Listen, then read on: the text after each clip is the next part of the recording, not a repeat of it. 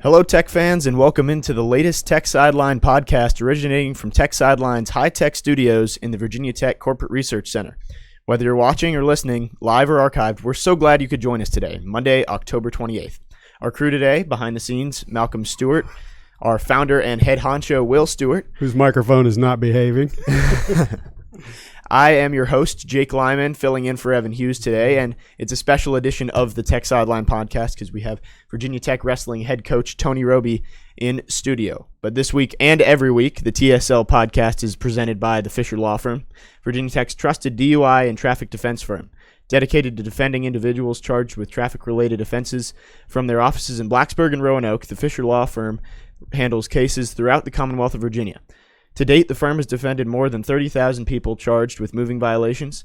For a free consultation, call anytime, day or evening, toll-free at 1-800-680-7031 or email us at info@fisherlegal.com. And Coach Robie, it's great to have you in this morning.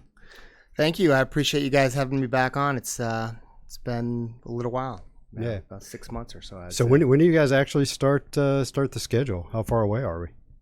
We're 6 days. Wow. 5 days, yeah. We wrestle Missouri this coming Saturday at noon. It's a noon match because of the Notre Dame Virginia Tech kickoff. I think is a 2 o'clock or 3 o'clock Eastern time kick. So we open up this coming Saturday in Castle at noon against Missouri, who's the 7th ranked team in the country and a team that kind of had our number the last 3 years. This is the 4th year in a row we've wrestled them, and we are yet to beat them. So it's definitely a big one and a pretty good way to start off the season. Yeah, and then last Friday you guys had your Intrasquad, which is a good way to kick off the season as well. And what were your impressions of that event in Castle Coliseum, kind of just getting the season kicked off? Well, it's interesting from a coach's perspective because it's and I told the guys this afterward. There's definitely a difference between practice and competition, and you kind of you see that with a lot of the way that some guys perform. And I think the guys that are your best competitors sometimes have another gear that they can kick it in for a competition type of environment, and that's what the Intrasquad helps us provide. I mean, it helps us determine our lineup, but as much as anything, I think you get an idea of what the guys perform like when they're wrestling in a different atmosphere, with different eyeballs on them, with the people in the stands. And sometimes, that pressure or perceived pressure can help guys perform, and sometimes it can hurt guys perform. So for us, it's a starting point for us to start figuring out what the lineup's going to look like. And that's a fluid situation that can change throughout the course of the season. But it's definitely a good starting point for us, and it's good for us to see our guys out there in singlets and wrestling in front of our fans. And it also gives them an opportunity to make weights, to work on their routine, both physically and mentally leading up to their match. Yeah, you kind of get to go live, a little bit of a practice rep ahead of some big duels that you have early in the season, especially like Missouri and Northwestern. But you mentioned it can help decide the lineup, and I think we want to go through the roster a little bit, talk about who you're going to have at each weight, and I guess we can start with one. So first of all, I wanted to ask how attendance was Friday night. Oh, yeah. It was decent. It probably had been better in years past. It was going on at the same time that we were playing Virginia in men's soccer, I believe it was. So I think that probably hurt us a little bit. But, for an Intrasquad match, it's fairly well attended. Yeah, good. Certainly not like our regular dual mates. All right. Yep. So we'll get into the lineup. Start 125. We'll start and make our way up. So at 125, you had Joey Prada facing Sam Letona on Friday, but there was somebody missing. Corbin Myers was expected to move down to 125. He's ranked top 10 in the country. And is there a reason he wasn't wrestling on Friday? Yeah, Corbin right now is he actually is got an injury. He's in the process of trying to figure out how we're going to proceed. He is getting surgery. There's a chance that he could be back this season. It wouldn't be until the second semester.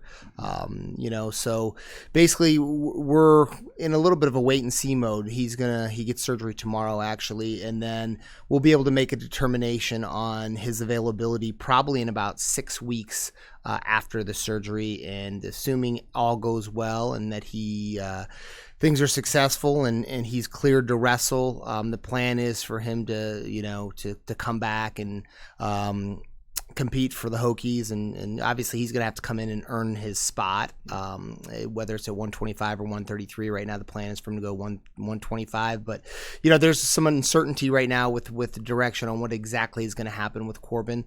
There's several options on the table, so we're going to kind of wait and see how the surgery goes, see how he feels in a few weeks, and then we'll probably have a much clearer picture on how we are going to move forward with Corbin. Now, Coach, has he used his red shirt? He has, yes. Can wrestlers do medical red shirts? They can, yes. Yeah. I mean, there's always a chance that you can get a 6-year. In fact, the NCAA is probably more lenient with that than they've ever been. If you come in redshirt as a freshman and then you have an injury somewhere along the line, they typically give you that 6-year. All right. At least with wrestling. So do you feel comfortable with the depth you have behind him to fill in at that 125 spot? Yeah, definitely. I mean, we had Joey Prada, who won the wrestle off over Sam Letona, who's a true freshman. We have another kid in there named Brandon Wittenberg. So 25's probably a weight class that we have as much or more depth at than any weight class, in the lineup. So yeah, no, we feel good about it. Joey Prada, I wouldn't say, maybe a little bit of a surprise that he beat Sam Letona in practice. Sam had been getting the better of him. They had wrestled some practice matches and Sam had beaten him in some practice matches. But, that being said, the match could have went either way, and it's certainly, that situation there is something that we will continue to evaluate throughout the course of the season and see how things go. Sam does have a red shirt available to him as a true freshman, so that's also something we're taking into consideration. And Corbin Myers was at 133, but he's moving down, and at 133 you have Colin Greiner, who's ranked top 15 in the nation as a redshirt freshman. How do you feel about him at that spot? Feel good. I felt like Colin is the guy that came in here a year ago and I think is a very talented kid. I think his best wrestling and his best years are he's hitting his peak, I guess is the best way to put it, at the right time of his college wrestling career. And feel like that, he wasn't a highly recruited guy. He's a Virginia kid. We were one of only a couple schools that really recruited him. So he's got a little bit of a chip on his shoulder, and I feel like he is, thinks he has a lot to prove with where he's at, and he's come a long ways. He's an incredibly disciplined kid. He does everything right. He's a talented guy. So looked really good in our inter-squad match against Cole Roan on Friday. So yeah, feel good about him, but he's a young guy too. We haven't seen a ton of him. He had some success last year in open tournaments, but definitely like his development up until this point in his career. So the move of Corbin down to 125, was that driven by liking what you have at 133? Did he want to do that? Is he a natural 133 or 125? Kind of fill that in for us. To be honest, that decision is based off solely what we think is the best thing for Corbin. And we just felt like he's a little bit small at 133 and felt like he could make 125. And felt like if he could get down to 125, we think that it could, significantly change the results that he's had. So the decision for Corbin to go down or try to go down was based on what we felt like was the best thing for him and what he could do at the end of the season. And so do you think if he comes back, you mentioned Corbin could come back at 133, is there a reason that could happen? My gut feeling is we just don't know. I mean, he's going to be after surgery. He's not going to be able to do a lot for 5 or 6 weeks. So there's a lot of uncertainty in terms of how he's going to react, how his body's going to react, where he's going to be at weight wise. So we're going to have to figure out what's the best thing for him, and then give him that opportunity regardless. I mean, my gut feeling is it'll be at 125, but I just don't want to paint him into a corner and say that he's going to be 123 or he has to go 123. We're going to do that based on what we feel like is the best thing for him and for his senior year. And if we move on to 141, you have somebody who's really impressive. Mitch More, he was the ACC Freshman of the Year last year, had 10 falls. How do you feel with him in that spot? Good. I feel like Mitch is as dialed in to the sport of wrestling as he's ever been in his career. I feel like his focus has been really good. His discipline has been really good. And those are probably the things that he needed to work on the most. So he's been working very hard, trying to improve his game, trying to add things to his wrestling. He scored a bunch of points from the top position on Friday night, which was good to see. So he's scoring points in different ways. So I feel good about Mitch. I feel like that his weight is in a really good place, much better than it was a year ago. He's making weight. He's feeling good. And I think when he feels good and he steps on the mat, he's capable of some really, really big things. And he's a guy that we're going to need to step up this year and kind of elevate himself from where he was last year for our program. And he's certainly very, very capable of doing that. I think on his best day, I think he's one of the best guys in the country. And he was great on Friday night. Got a tech fall on Dom Letona, who's a redshirt junior and started twice last year.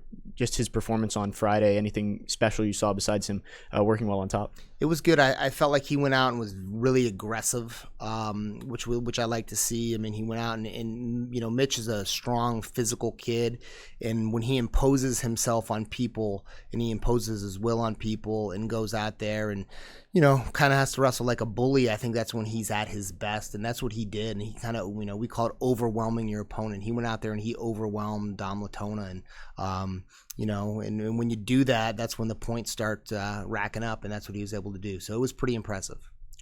And then at 149, Brent Moore, also ranked, he defeated Bryce Andonian, who I know is somebody you also have a lot of faith in as a true freshman coming in. Yeah, I mean, that was one of I would say that one and 125 and 197 were weight classes where there was some uncertainty. We knew there were going to be tight, competitive matches. They had wrestled in practice, and some of the results went the other way in practice. But again, that's why we do the Intrasquad. That's why we compete. Brent did a really good job of I guess weathering the storm a little bit is the best way for me to put it against Bryce. Bryce comes out and he's, and this is something Bryce needs to work on. He's a home run hitter, and he comes out and he comes out hard, and we like that. But Brent was able to stay in there and wrestle through those positions and really made Bryce work incredibly hard. And Bryce probably wasn't as efficient with his energy as he should have been, and I think it showed up a little bit. And then Bryce tweaked his ankle a little bit about halfway through the match. But Brent Moore, I've got a lot of confidence in Brent. And Brent is, he's a gamer when it matters the most, and when he's got something to prove, he goes out and he performs at his best. And I felt like he felt like he had something to prove on Friday night. I think maybe, from some of the results that they had wrestling each other in practice, it went the other way. So I think Brent went out there and it was important to him. And like I said, I mean, he had a chip on his shoulder, and it showed. He did a nice job for us. What year is Brent, Coach? Brent is in his fourth year. Okay. So he's redshirted. He's technically a redshirt junior. He could potentially get another year back on the end of his career with an injury that he had. He was out all last season with an injury. So how highly recruited was Bryce? What's his story? Where is he from? Bryce is from St. Edwards, Ohio, in Cleveland, Ohio, which is one of the premier wrestling programs in the country. We've had a lot of success recruiting guys out of St. Ed. Ty Walls is a St. Ed's guy. I've coached, when I was at the University of Michigan, I coached several St. Ed's guys there. So I have a pretty strong relationship with the coaches and the people in that program. But yeah, that's where he's from. He was highly recruited. He was a two-time Ohio State champion. I think he was the number 4 overall recruited his weight class coming out of high school, maybe the number 20 overall recruit. Was a junior national champion last summer. So he's had all kinds of success. He's an incredibly talented guy, one of the best athletes on our team. So he's somebody that we're excited about. We're excited about his future. We think he's got tons of ability, and if he continues to grow and focus and be as committed as he's been, I think he's gonna do a lot of great things for us at Virginia Tech. And I imagine you'd love having two guys at that weight class that really challenge each other. Definitely, I think it's a matter of having these guys pushing each other, and I think when you have that a little bit, and there's a little bit of uncertainty, and you feel like maybe your spot's in danger, it makes you uncomfortable. And when you get uncomfortable is when you have the most growth, and when you improve the most, and I think when you perform the best. So, and I think we saw that this weekend. I think, with Brent, I know that's when he's at his best, when he feels like he has something to prove. So I felt like he had something to prove this weekend, and he did a nice job with that. So, but yeah, I mean, ideally we'd like to have that kind of depth at every weight class, and we're getting closer to that. I mean, we definitely have, we have some backups in some places that you feel real comfortable with. Yeah. And at 157, I know you definitely feel like you have the depth with Connor Brady, the true freshman, coming in and defeating BC LaPrade Friday night, the redshirt junior. Connor Brady coming in, he was the 9th ranked recruit. Do you feel like he could be ready to start this year, or is he probably a year away? I think if he had to start, I think he would be ready to do that. That being said, we were really comfortable and confident in what BC LaPrade can do for us.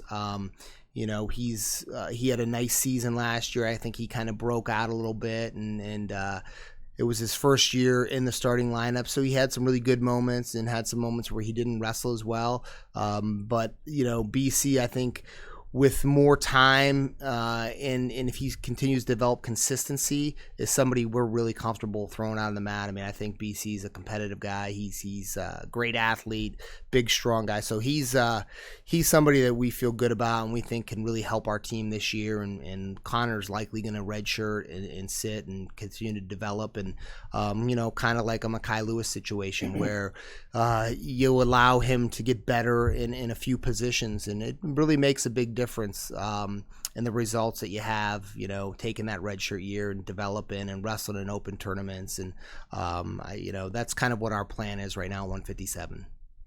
And do you think Connor Brady could have that kind of impact that Mekhi Lewis did if he takes that redshirt year and really perfects his craft this season? I think Connor Brady has elite level talent. There's no question in my mind he does. Obviously Mekhi, doing what Mekhi did is rare, but, and I tell Connor this all the time, he's got world-class talent. And when you have that kind of talent and that ability, you never know. I mean, anything is possible. So we have high expectations for Connor over the course of his career at Virginia Tech. I think he's going to do some pretty awesome things. Is he a guy that's definitely in the right weight class at this point in time, or could you see him moving up or down? No, I think he's a 57-pounder, likely for his career. Yeah. But you never know. I mean, we're talking 4 or 5 years down the road. 18-year-old kids, yeah. Yeah, and Connor's, he's kind of been the same size for a while. In fact, when he showed up this summer, he was, before we got him, he had taken some time off from training and wasn't lifting weights, and had actually lost a lot of weight and was weighing about 157. So, but he's one of just genetically, I mean, he's a guy that starts lifting weights and he just responds like you wouldn't believe. He's that kind of athlete. So unlike me.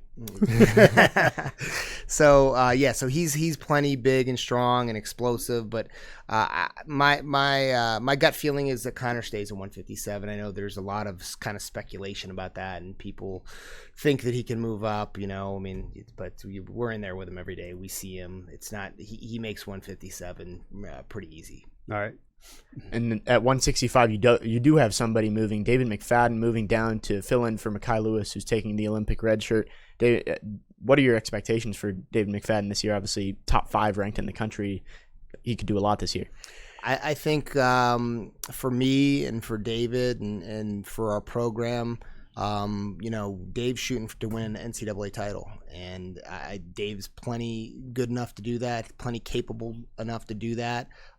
So for us, that's where our sights are set, and that's what we're trying to accomplish. Dave's been an All-American 3 times already. I don't think just being a 4-time All-American is something that he's going to be super excited about. He wants to leave Virginia Tech with an NCAA title. I think 165 is a weight that there's a better chance of him doing that at, and that's played in a little bit to the decision with Mekhi taking the Olympic red shirt, is giving Dave the opportunity to move back down to 165, a weight that's somewhat difficult for him to make, but I think that he's going to have a lot more success at. And Dave, I think understands how much time is left in his career, and the clock is ticking and the time is shrinking, and I think that's brought in a certain amount of focus and urgency for Dave that is been higher than it has been in the past. So Dave has looked fantastic in practice in the Intrasquad. He looked fantastic. He's done a great job getting his weight in a very, very manageable place for him, which wasn't easy. He was probably weighing in 185, maybe in the high 80s at some point last spring. So his discipline has been really good, and that's the biggest thing for him. He continues to be disciplined. He continues to do what he needs to do outside of the wrestling room. I like his chances a lot. So let me ask you a question, because I don't know how this stuff works. Where is Mackay physically? Is he here at Tech, training here at Tech? Can he and David wrestle against each other in practice? Tell us about with Mackay taking the redshirt year. Where is he and what's he doing? Mackay currently is out, and he left for Colorado Springs again on Sunday. He just recently returned from Russia. He was wrestling over in Dagestan, Russia. But Virginia Tech and Blacksburg is his home base, so he spends the majority of his time here. He'll come back on Thursday. He'll be here for a couple weeks. He'll go wrestle in another tournament here before too long. So, yes, NCAA rules do allow him to practice with us, despite the fact that he is not enrolled in school. He's not. That was my next question. Is he taking classes? He's not taking classes. So that's how that works. He's focusing 100% on his wrestling and trying to develop. So yeah, that's the way. But he is allowed to practice with you. That's cool. He's allowed to practice with us, so he can do that. So it's great. I mean, it allows him to train with guys like Hunter Boland, Dave McFadden, and it's a win-win for all of those guys. So that segues into something. I'm kind of getting ahead of myself here. Something I want to talk about. You had Mackay and Hunter wrestle each other Friday night.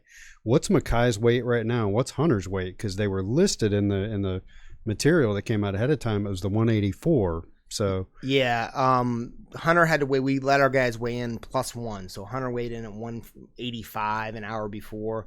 We didn't even weigh Mackay in because he doesn't. He's not. He probably weighed. I would guess that Mackay was somewhere in the mid 70s. Okay. When they stepped on the mat. So so fairly close. Hunter probably had close to 10 pounds on him. Okay. And Mackay's weight that he's going to compete at is 163, 74 kilos. So yeah. All right. And we can talk about Hunter Boland a little bit at 184. Redshirted last year, but was the 2018 ACC Freshman of the Year. Just what expectations do you have for him coming back from that redshirt year? We have high expectations. Hunter, I think the redshirt year was really good for him. He had a great freshman year as a true freshman. But I think he really developed over the course of the last year in a lot of areas. Physically, he's gotten really big and really strong. I think his confidence is in a place where he's an opportunity to be competing Saturday night at the NCAA tournament and being in the NCAA finals and winning the NCAA Championships. So that's kind of I think what where Hunter's goals are. That's where we think he's capable of being. But obviously he's got a lot of time between now and then. He needs to continue to progress, continue to get better.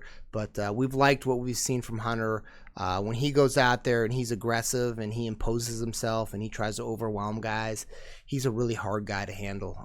He's incredibly strong, incredibly aggressive kid. He's just tough to stay with.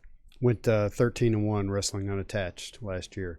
Who was the one in that 13-1? Anybody he's going to see again? Yeah, he lost to a kid from Penn State who was eye roll. I think he was an All-American last year. Kind of got hurt at the end of the season, and he didn't finish the season as well as he probably was capable of. But Hunter beat I think 3 guys that were NCAA All-Americans last year that placed. So he's right in the mix. I mean, he's right there with all those guys. Yeah.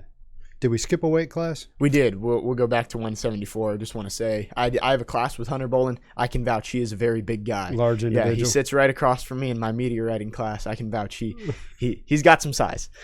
We'll go back to 174. David McFadden moving down to 165, as we mentioned. Do you feel comfortable with the people you have behind him at 174 to step up? Yeah, I mean, it actually worked out good. We have a kid named Cody Hughes who's been with our program, 5th-year senior. has never been able to crack the starting lineup. He's had some really good guys in front of him, Zach Epperly and David McFadden, and so he for him it's an opportunity, which I'm excited that he gets this opportunity because I think he's pretty capable. His work ethic is really good.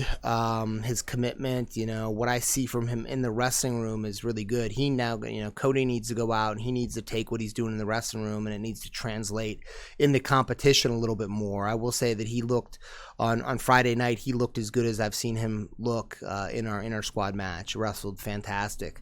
But he's somebody that we really believe in. I know he's unproven. So, there's a certain amount of uncertainty in terms of how he's going to perform. But I know it's important to him. I know that physically he's capable of having a great year for us and helping our team. And I know, that he's got the work ethic behind him as well. So, again, he needs to stay disciplined, him and Dave, and make sure that their weight is manageable, that they feel good, that they're doing all the right things.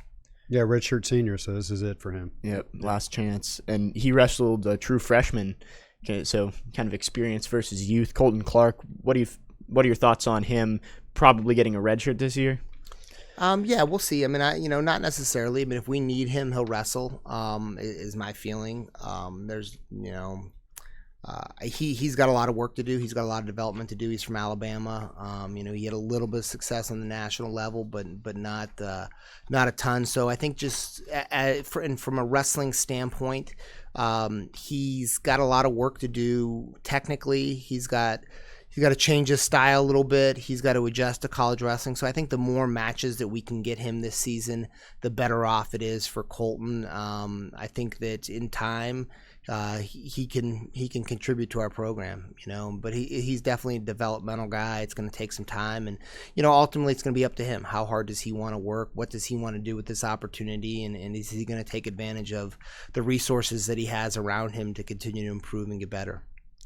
So we'll move up to 197 now, a class where you're replacing Tom Slay, who was a 4-time NCAA qualifier. You have Stan Smelter in there, who defeated Cody Howard on Friday night. How do you feel about Stan Smelter heading forward in the season? Good. And that match was incredibly close. It definitely could have went either way. Very good match. I thought both guys wrestled pretty well. They wrestled hard. Cody made some mistakes that probably cost him the match. So that weight class is kind of to be determined. That's going to be ongoing. Both of those guys have already redshirted. So we'll give both of them an opportunity to compete and see how they do, and that you may see that thing flip-flop a couple of different times throughout the course of the season before we settle in on one guy, and hopefully one guy will establish himself as the more dominant wrestler, and it's an easy decision for us to make. So but yeah, no, feel good about both those guys. They both have tremendous work ethic. Stan has gotten bigger and stronger and moved up from 184 to 197, which has probably helped him a little bit because the guys aren't quite as athletic at 197, and strength has never been an issue for him. So he's done a nice job with his development. I was very impressed with how he wrestled on Friday. Cody Howard's got a huge gas tank. He's a hard guy to stay with, and he gets a lot of guys incredibly tired and wins some matches in the third period in the end. And I think there was probably a lot of people that thought that might be the case on Friday night, and Stan was able to stay in there and battle and wrestle hard and wrestle smart and able to get that victory. So again, another weight class where we have some depth that we feel good about. Could that be like a matchup thing where going into a dual meet or something like that, maybe you take a look at potential matchups and decide based on the strengths of your two wrestlers which one to put out there? I think definitely at least until one of those guys establishes himself as the more dominant guy, as the person that really deserves that spot. But in terms of styles, I think that's something that as coaching staff we will definitely take into consideration in terms of which guy we decide to wrestle. And Stan coming back from a season-ending injury last season, do you feel 100% confident in his health heading into this year? He looked pretty good on Friday night, so you never know with health. But yeah, I mean, as of today, yes.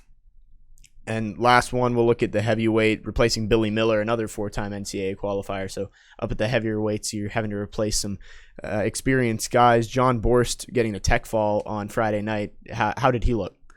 John looked really good. He wrestled. I give Jared Trong a lot of credit. The guy that he wrestled, he's a walk-on from up in the Richmond area. He's only been wrestling for like 3 years, so he was definitely outmanned. But he's a kid that's a big, strong, athletic guy who I think can really help us down the road. But, a month or two into the season, his true freshman year, he's not quite ready for that. Yeah. And he was outmanned. But John looked good. John's got a ton of potential. Great athlete, big, strong kid, good wrestler for a heavyweight. He's definitely a better wrestler than a lot of those guys that he's competing against. But yeah, he just needs to continue to grow and get better. Big season for John. I know what he's capable of doing, but he needs to step out there and he needs to prove it every time he steps on the mat. All right, I think we've gone through the entire lineup. Unless, Will, you have something to add on any of the wrestlers? No, let's just take a break and thank Fisher Law Firm for their sponsorship. So have at it. Yep, this week and every week, the TSL podcast is presented by the Fisher Law Firm, Virginia's trusted DUI and traffic defense firm, dedicated to defending individuals charged with traffic-related offenses from their offices in Blacksburg and Roanoke. The Fisher Law Firm handles cases throughout the Commonwealth of Virginia. To date, the firm has defended more than 30,000 people charged with moving violations.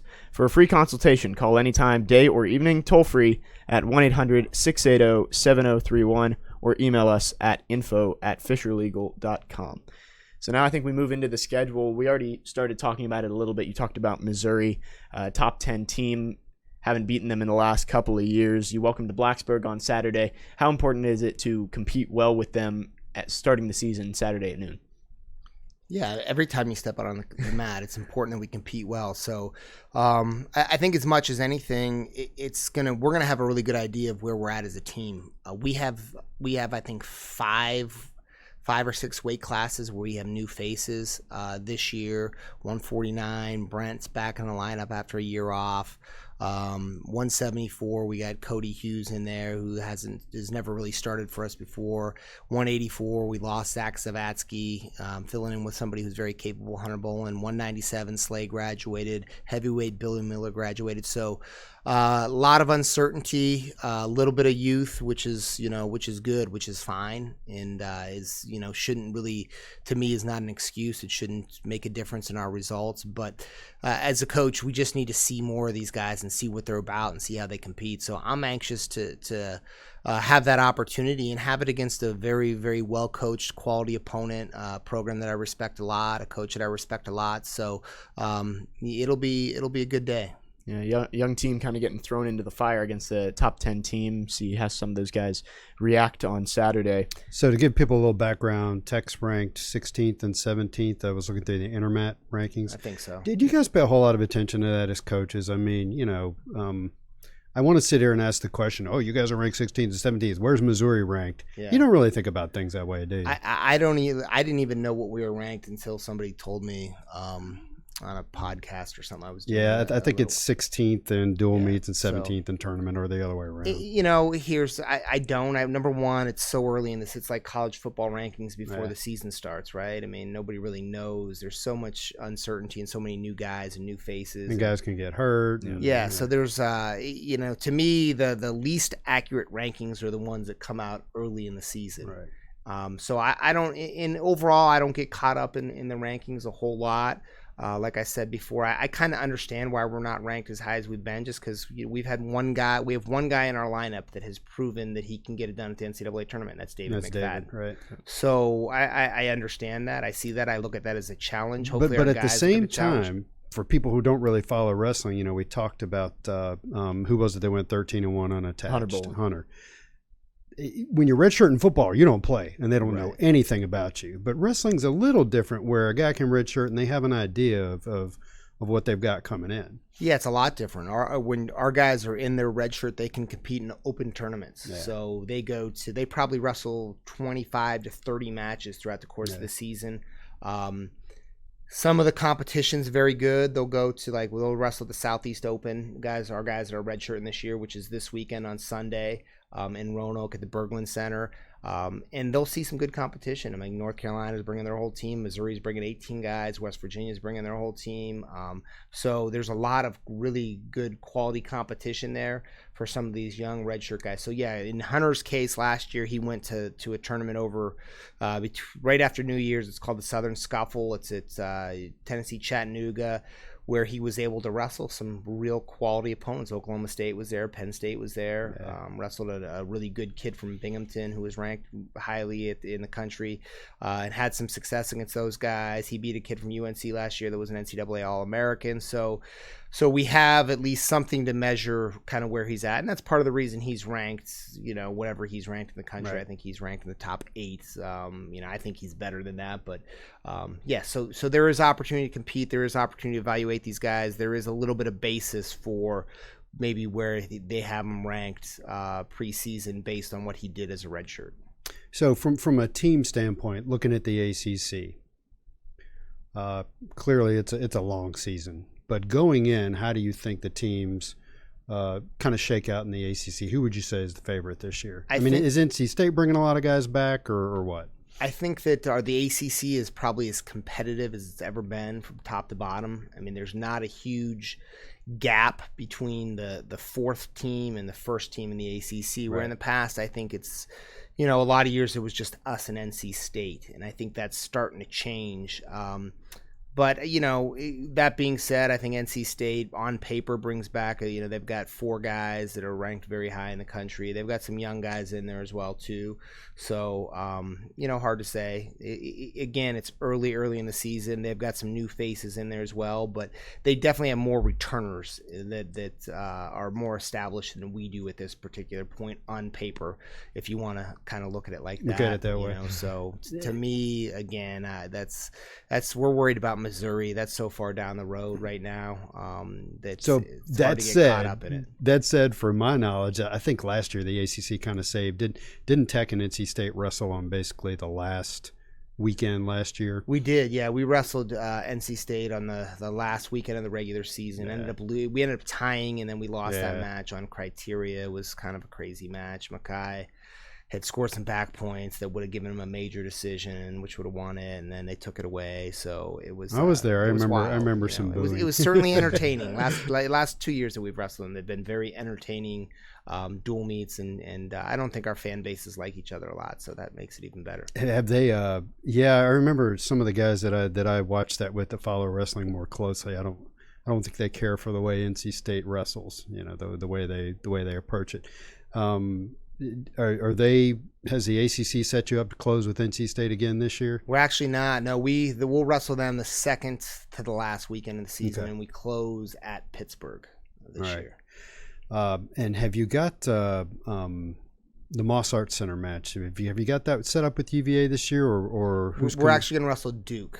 So because UVA came here last year. We're wrestling UVA at John Paul Jones on a Friday, late January, I believe. It's January 30th maybe. But, so we wrestle at the Moss Arts on, I want to say it's either February 7th or 8th. I think it's the 7th. I believe it's a Saturday against Duke. And then we also wrestle. We're wrestling Northwestern out on the baseball field too. I don't know. Yeah. Tell us all about that, so we can kind of get the fans who are listening that might not know about that. Yeah. So this is something that some other schools have done. Iowa wrestled Oklahoma State on their football field a few years back, and they had, I think, close to 40,000 people there. Wow. So Rutgers has done it. There's been several schools that have done some outside dual meets. So for us, Union Park, English Field is really an ideal environment and setting for us to do an outdoor wrestling match. I just think from a capacity standpoint, it's something that we can put a lot of people in. I think we can fill it up. I think it seats 2,500 people with the seats, and then obviously there's a lot more other seating options there. But and when is that scheduled for? I'm thinking November 14th. November 10th. I'm sorry. Yeah, you're right. Sunday, November 10th.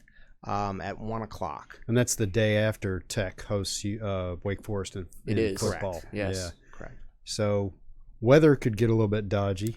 Yeah, it could. That's definitely we're rolling the dice a little bit with that. That's something that's out of our control, so we're not going to worry about it too much. And if it's too bad, we'll just move it over to Castle Coliseum. But weather permitting, I think it'll be really cool for our fans. It'll be another unique venue and opportunity to watch our guys compete, and something that's maybe somewhat unconventional.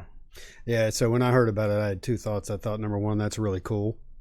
Number two, it gets Atlantic Union Bank a little bit more bang for their sponsorship buck. It gets their name out there a little bit more. So for your future discussing it, they used to be Union Bank. They're now Atlantic Union Bank. So make sure you put the word Atlantic in there. I appreciate that. I appreciate that. I actually do my banking there. I should know that. This stuff's important, man. That's going to be a pretty competitive match, too, because Intermat, I know we talked about how rankings at this point in the season aren't as important, but Intermat has Northwestern 17th in duels and Virginia Tech 16th in duels. And then in tournament, it's flipped. So it's almost they're right there with each other. It's almost identical ranking wise. Yeah, but it all comes into the individual matchups. It does. Yes. And they're really strong at three weight classes. 125 is a two-time All-American for him, a kid named Sebastian Rivera, who coached Brewer, who our new assistant coach was at Northwestern last season. So he knows those guys pretty well. So you got some skinny. Yeah, and he's excellent. I mean, the guy he was the number one seed at the NCAA tournament. 157. They've got another guy that's two-time All-American who is, I think, seeded third maybe at the NCAAs, and they're going to have a freshman in there, 197, a kid named Lucas Davison, who's going to be really good. He's, if he did an All-American this year, I'd be shocked. We saw him this summer. He made the Junior World team. I think he was second at the Junior World Championships over the summer. So they're definitely really strong at three weight classes, and they're solid at some other ones as well. November 10th. Yep. Looking forward to it. Yeah.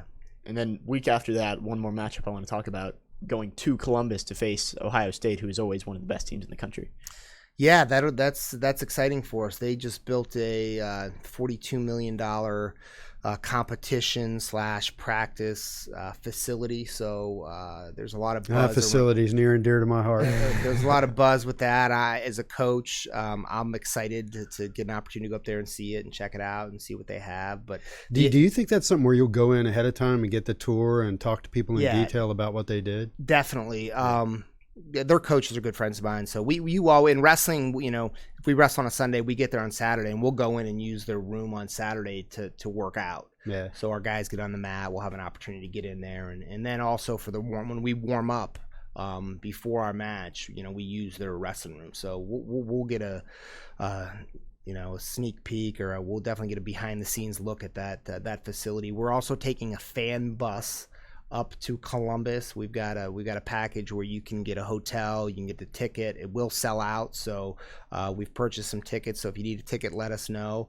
If you want to travel with our team and stay in our team fan hotel, you can do that, but it's a pretty cool deal. Hopefully we'll get a lot of people to take advantage of that. I know we've already gotten quite a few that are signed up already. So, but that'll be a tough match. Ohio State is traditionally, I think they've been second in the country the last several years, second or third in the country almost every single year. They're a little bit younger this year too. They lost some guys last year. So, that being said, I think they're still ranked third in the country currently. So, but yeah, we're excited about that challenge and excited about getting up there and wrestling those guys. Yeah. Do you know how many people does their new place hold? It's a good question. I don't know. It's somewhere in the 4,000 or 5,000 seat range. Right. They have a stage that they put you on, just like the NCAA tournament. So you wrestle up on a raised platform, and they've got seats down on the floor, so it'll be a really good environment. I saw a picture from their Intrasquad match, and it was pretty neat. And for us, that's important that we get into some environments where we go wrestle some teams that have that and can create that. And I think it helps prepare our guys for the end of the season. You go to the NCAA Championships, and it's hard to duplicate that environment and just some of the potential nerves and anxiety that can go along with competing in that kind of atmosphere. So I think the more you do it and the more you get your guys exposed to it throughout the course of the season, the more it's going to help them at the end when it really matters the most. It kind of is a tangent watching Mackay go through the NCAAs last year. I think one of the more fun, interesting things was You're talking, how many mats are at the NCAA's? Is it 6 mats or 8 mats? It starts with 8, and then they slowly break it down, as the rounds progress. They got into those later rounds, and it was interesting that the fans are from everywhere, but they all know what's going on, and they knew what Mackay was doing, and it was fun watching fans wearing other colors, reacting to what he was doing, and that was just a blast to watch. Yeah, I always tell people, if you're even a casual wrestling fan and you've never been in the NCAA Championships, it's something I highly, highly encourage you to do. It's one of the best sporting events that you can go to. One of the unique things about it is with the team score, there's a lot of fans are rooting against certain guys. So if you happen to be wrestling one of those guys that maybe a Penn State or whoever is rooting against, they're all on your side. And we had a lot of people get behind Mackay last year because it was such a great story. Plus, they also wanted him to beat the guy he was wrestling to help their team out, right? Correct. In some cases, yeah. So you get that a little bit. And we always take a great fan base too. I mean, we're typically selling out of tickets for the NCAA Championships. So in fact, we're getting ready to release. I'll be sending an email this week with giving people the opportunity to purchase tickets for the NCAA Championships in our section. This year, it's in Minneapolis, Minnesota, at where the Vikings play. So in the past, tickets have been a huge issue, difficult to get. This year, it's not going to be as much of an issue. So if people are interested, we'll have a pretty smooth process that they can go in and request their tickets. And they're pretty much everybody that requests tickets will get tickets this year from Virginia Tech. See, that's intriguing to me because I've got a brother-in-law who lives up in Minnesota.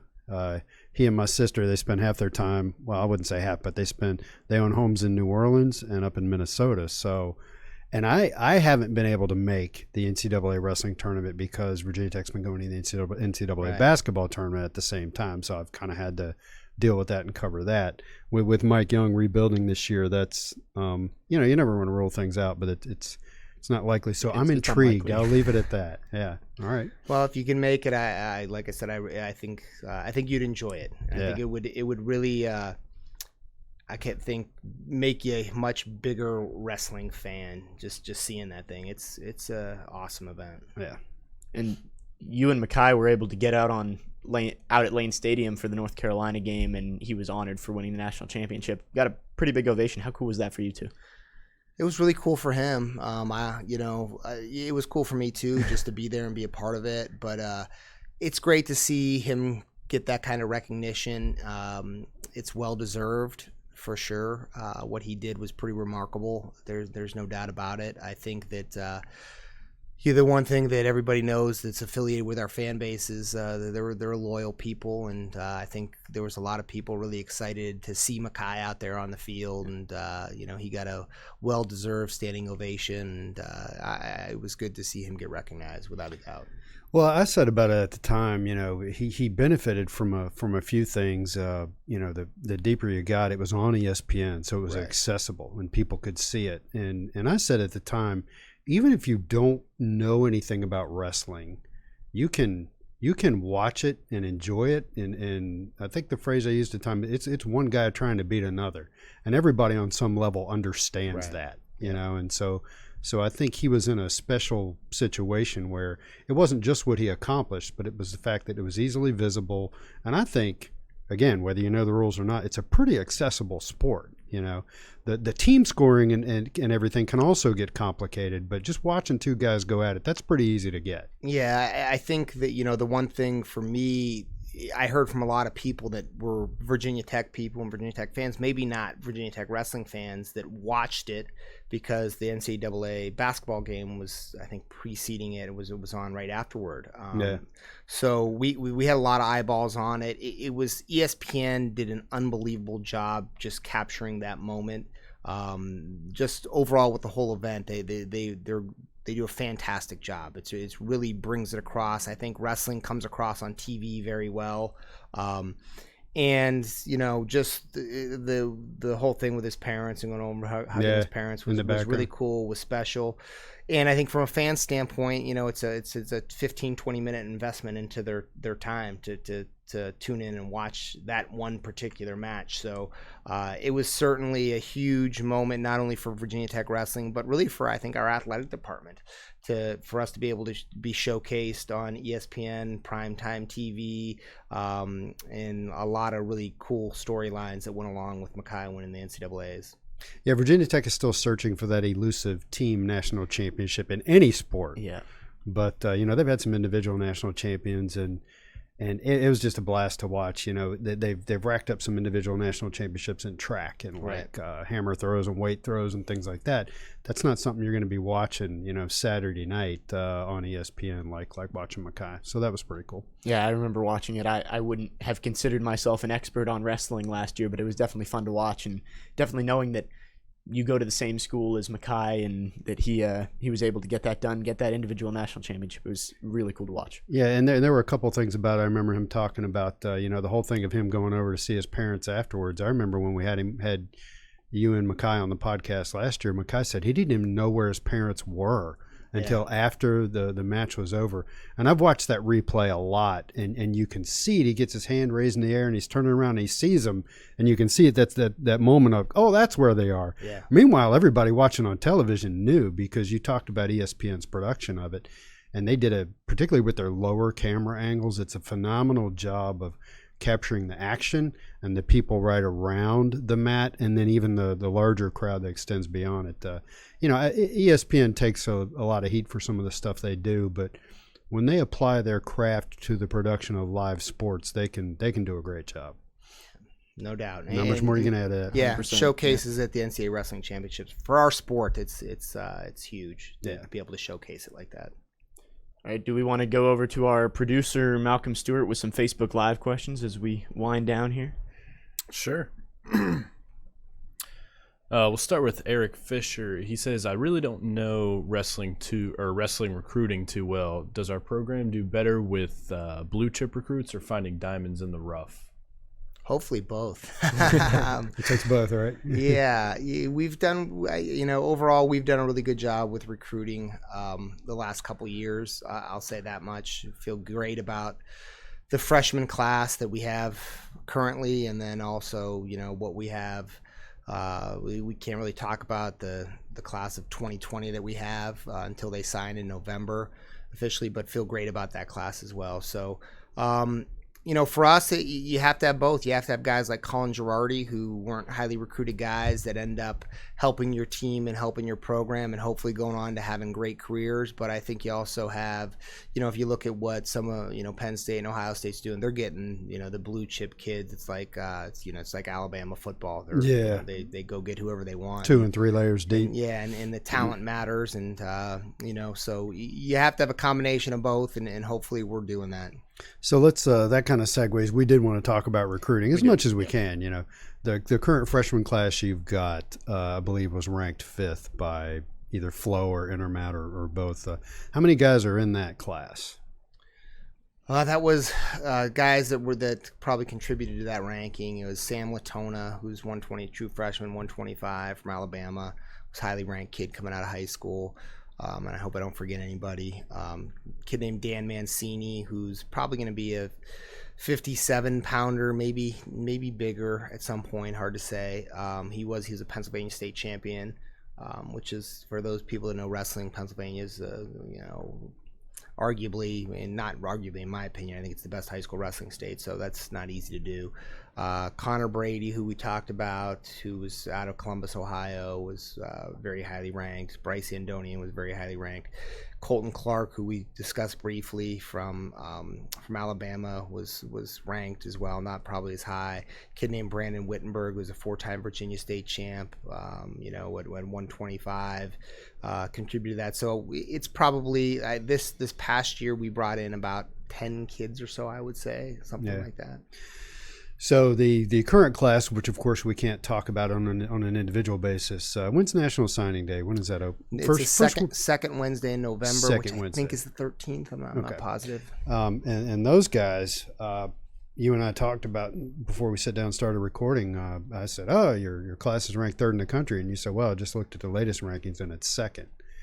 Again, you can't talk about the guys individually, but I can ask you a general question. When you take this freshman class that's here now and the group of recruits you've got for this year / next year, how, what I always tell people is if you recruited, and putting it in football terms, if you recruited 15 5-star wide receivers, you'd have a really highly ranked recruiting class, but you'd have an awful football team. Right. The guys that you're bringing in, how do they mesh as far as weight classes with the guys you've already got here? Yeah, it's a good question. So it's you have to try to spread it out as much as possible. So we target certain weight classes that we feel like are needs for our team and our program. And, that's what kind of a starting point for us in recruiting. So yeah, we felt like we needed to go get a big guy, so we were able to go out and get a heavyweight who's he's ranked number 1 in the country. Not that really means anything, but Where's he from? He's from Pennsylvania. Okay. So it's not like you went to I don't know, New Mexico or Colorado. No, we don't leave. We don't really need to leave Pennsylvania, Ohio, New Jersey, Virginia. So we really try to stay on the East Coast. It just makes more sense. 3 of the 5 kids that we have committed to us that will sign in November are all Pennsylvania kids. One's a New Jersey kid and one's a Virginia kid. So how are you doing that? As Virginia Tech, you're going into an area that Ohio State and Penn State and programs like that heavily recruit, and you're getting highly ranked guys. What do you attribute that success to? Well, I think number one, have a lot of relationships in those. I'm from Pennsylvania originally. Have been recruiting Pennsylvania, Ohio. So you've got pictures of people, and you're saying no, nothing like that. But so, anyways, yeah, we have good relationships, and wrestling's a sport that you only have 9.9 scholarships. So there's sometimes these kids, don't. It's the same with us. I mean, we lose kids because we can't make them offers that maybe other schools are making them sometimes. Right. You don't have football has 85 scholarships. It's a lot easier to. Everybody's getting a full scholarship. Everybody's getting a full scholarship. We have 9.9. We can spread it out as much as we want to. So that plays into it sometimes. But to me, the biggest thing in recruiting is just going out and really developing relationships with these kids. They have good options of where they can go to school. Most of these kids, they have good options. They have places that have track records of success, very similar to what we have. But you've got to go out there and you've got to sell them on the fact that they can accomplish their goals at Virginia Tech. They can win national titles. They can make world and Olympic teams. They can win world and Olympic medals. And that combined with the fact that they trust you, I think that's really important. They're trusting the coaching staff. And then selling what we have to sell at Virginia Tech. And we're fortunate that we have a lot to sell here. It's a great institution. We bring people down on campus, and it's you bring somebody down on campus and the sun's shining and it's a nice day. This is not a tough you place bring a to kid sell. from Pennsylvania down here, and he's not going to say that it's cold. My wife is from Pennsylvania. And it's another level above us in terms of weather. So hopefully the weather's not the deciding factor for most of these kids. But it doesn't it's hurt. All part of it. The food's pretty good too. Well, you just can't have them walk across the drill field in February. That you can't let them do that. I don't think it's that old. We need to a lot dedicate. colder, We need to dedicate a podcast sometime to Virginia Tech weather stories. I've got a couple. Yeah. But Captain Obvious reporting for duty here. I'm sure Mekhi Lewis winning a national championship has certainly helped your cred on the recruiting trail, because you can now say, you can come here and win a national championship. Yeah, definitely. And in Mekhi's case, Mekhi wasn't a guy that was somebody who was probably considered a 5-star recruit coming out of high school. I mean, he was very good, but right. He wasn't. I don't think there was a lot of people, a lot of prognosticators that were predicting Mekhi to come in and maybe even win one national title, let alone one as a freshman. So his development and his success, it's easy for us to go out and sell that, and I think it's easy for people to see that, recruits. So it provides them an opportunity to be a teammate with Mekhi too, taking this Olympic red shirt for 3 years, and you were also selling them on the fact that we think we're going to have a pretty darn good squad here over the course of the next 3 or 4 years too. And kids want to be on teams that can win and can hopefully win trophies at the NCAA Championships, so that helps as well. So wore that topic out. Appreciate the question from Eric Fisher. Eric's really good. He's always on Facebook asking us questions. So you got anything else, Malcolm? Sure. Jeff Akins, I think is how you pronounce it. He says, I understand Corbin is having the same type of neck surgery that BC had. How likely is it that he can get back in time for the ACC NCAA? Is there a minimum number of matches he has to wrestle to qualify? All of those things are to be determined. Right. Yeah. So to be quite honest with you, I'm not going to comment a lot about Corbin's health, but he's, hopefully Corbin will have an opportunity to come back sometime second semester. So if you missed the beginning of the podcast, Tony did address, Corbin's situation in a little bit more detail at the beginning. All right. John Houchins, what's the biggest need that VT wrestling fans can do to help push the program even further forward as a fan base? John checks in the mail, man. That's an excellent question. I think for us, kind of where we're at is number one, we need to keep putting a lot of people in the stands at Castle Coliseum, keep coming to events, support the program by showing up and cheering for our guys, and hopefully we continue to put a good product on the mat that's going to entertain them. And the second area that we need to continue to get better is just, with our facilities. We're going to hopefully do something after this season where we do a pretty major renovation to our office spaces and our locker rooms and update a bunch of graphics and things like that. But ultimately, big picture, facilities are important. So, along with facilities, the next thing is money, and you got to continue to support the program financially. And listen, we're very grateful to everybody who has supported, both the Hokie Club and our Drive for 25 Days and then also the Southeast Regional Training Center, because both of those components are really critical to our success as a program and our continued success as a program. So grateful to everybody that's gotten involved. I feel like we've done a pretty good job of broadening our donor base and getting more people to give, and all those dollars add up, and they all help us out. So regarding the Southeast Regional Training Center, for people who may not be familiar with wrestling and the role that plays, I don't want to get into a lot of detail about it, but basically, the more money you have for the regional training center, the better staff and more staff you can hire.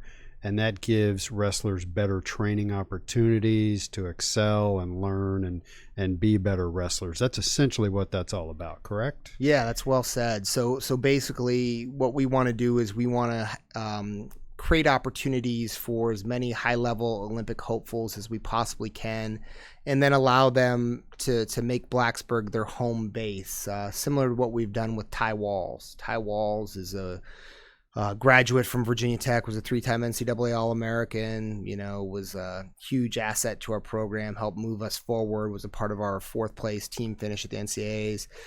He has aspirations to win an Olympic gold medal, make an Olympic team. So he's training and living in Blacksburg. And in order to do that, we've got to be able to support him financially.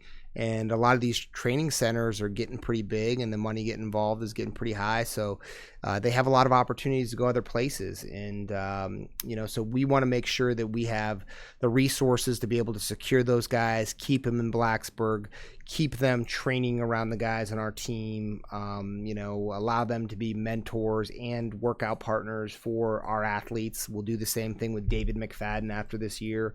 David's got aspirations to wrestle beyond college, keep him around. Hopefully, the same thing. It's a little further down the road, but Makai Lewis is, in the same boat. So we want to build our regional training center primarily with former Virginia Tech wrestlers, but we also like the idea of occasionally trying to go out and find the right guy and bring them in to add to that as well. And if you can have 6, 7, or 8 of those guys around your program and training in your facility, it both directly and indirectly benefits your guys. So we've painted a picture where, recruiting is going well. A buddy of mine, I was texting with him just asking about recruiting the other day, and he said, again, frame of reference, other sports. He said, can you imagine if Virginia Tech basketball signed the number 5 recruiting class in the country, followed by the number 2 or 3 recruiting class in the country?